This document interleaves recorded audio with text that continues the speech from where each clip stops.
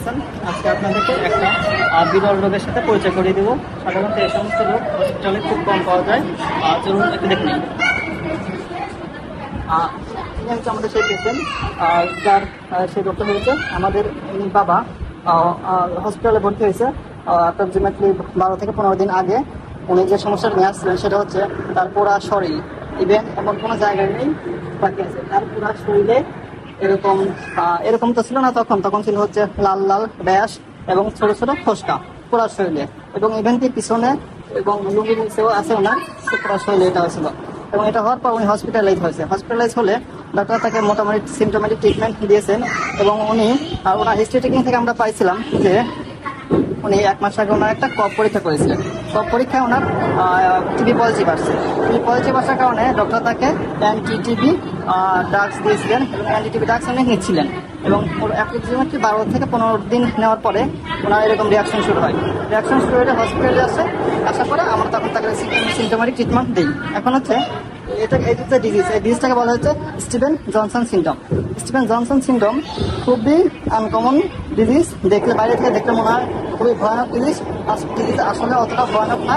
এটা যদি ট্রিটমেন্ট পায় ভালো মতো, দেখা যায় যে হয়তো বা 3 থেকে 6 সপ্তাহ সময় লাগে মোটামুটি সম্পূর্ণ সুস্থ হয়ে যেতে।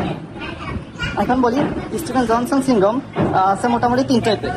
1 নম্বর হচ্ছে যদি ওনার যে বডি সার্ফেস এরিয়া, এই যে পুরো স্কিন, যদি 10% বডি সার্ফেস এরিয়া ইনভলভমেন্ট হয় তাহলে সেটাকে বলি আমরা সাধারণত নর্মাল স্টিভেন জনসন সিনড্রোম। যদি 10 থেকে 30% ইনভলভমেন্ট হয় তখন সেটাকে আমরা বলি Steven Johnson syndrome with toxic epidermal necrolysis. আর যদি 30%-এর বেশি ইনার তো হয় তাহলে ওটাকে বলা হচ্ছে severe Steven Johnson syndrome. Inner যেটা হয়েছে সেটা হচ্ছে সিভিয়ার স্টিভেন জনসন সিনড্রোম। এটা হওয়ার কারণটা কি? এটা হওয়ার কারণ হতে পারে বিভিন্ন ধরনের কারণ হতে পারে। ইনফেকশন হতে পারে, ব্যাকটেরিয়াল অথবা ভাইরাস ইনফেকশন হতে পারে, এছাড়া ড্রাগ রিয়াকশনের কারণ হতে পারে, এছাড়া ম্যালিগনেন্সির কারণ হতে পারে, এছাড়া কোলাজেন ডিজিজের কারণ হতে পারে।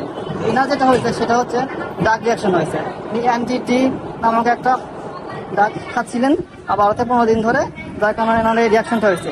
উনি হসপিটালে আসার পরে ক্লেম করতেছিলেন যে হয়তোবা যে ডক্টর ওনাকে প্রেসক্রাইব করছে সেই ওষুধ হয়তো ভুল ছিল, অথবা যে ওষুধ তিনি খাইছে ওই ওষুধটা কি ছিল ডেট ওভার ছিল, এরকম কিছু। কিন্তু আসলে দুইটার কোনোটাই না, এটা হয় অনেক কম পার্সেন্টেজে।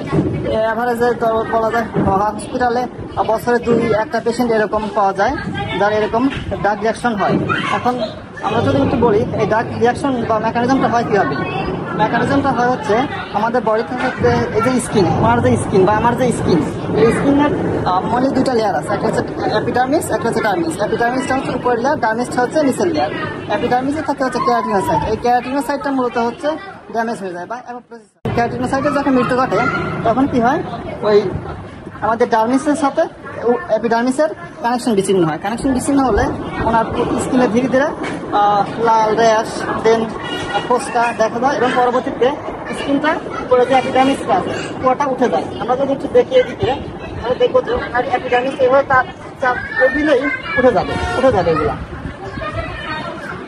ঠিক আছে, তো এর ট্রিটমেন্টটা হচ্ছে যদি এরকম কারো হয় তাহলে আপনারা সবাই ইমিডিয়েট হসপিটালাইজ করবেন এবং ডক্টর কি করবে সিমটোমেটিক ট্রিটমেন্ট দিলে মোটামুটি পেশেন্ট সুস্থ হয়ে যাবে।